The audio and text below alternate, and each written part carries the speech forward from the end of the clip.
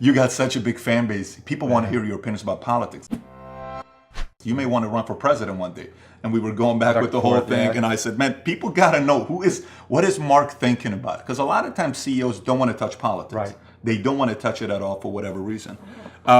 If you were the president today, Mark Cuban is the president, February 1st, 2016. What are 3 things you're attacking?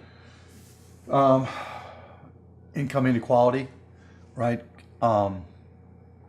Improving the ability for companies to raise capital through IPOs. I think that'll have a big impact on the market. You touched that on Inc. You said that on the Inc. as well. So let's talk about income inequality. Let's just do that one. So how do you do that?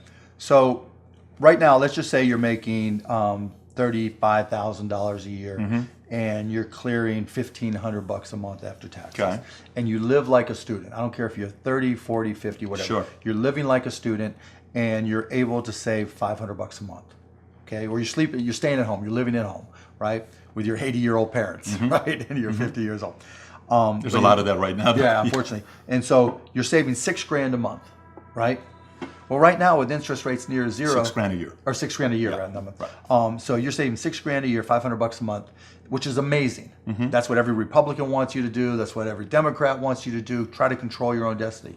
Now you put it in the bank, or do you put it in stocks?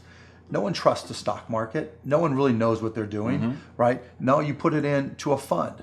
But the problem is if you put it into a fund, because you're not making a lot of money, if the dishwasher breaks, right? You get penalized for taking that money out. So we're in a situation right now where it's if you put that money into the bank, which is really only the safe way, $6,000 a year, in a year you'll have $6,060.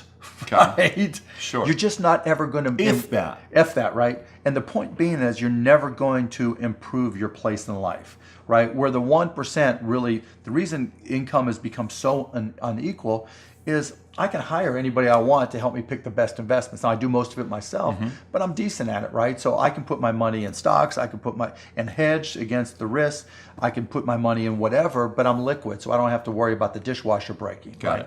If you have $6,000, how are you going to keep up, right? How are you going to improve your position in life? Even if you spent 20 years saving $6,000 a year, that's $120,000, but you've earned $1,500 in interest that whole time, right? And while $120,000 is good, you're not going to be able to live off of that when you hit 65 or 70 years old, right? Not at all. So part of the challenge is how do you allow people to accumulate capital without the risk of waking up one day and not being able to get the money out for their dishwasher or their car or paying for their kids' school, right? Or not, or finding that the stock market is way down and they're basically wiped out.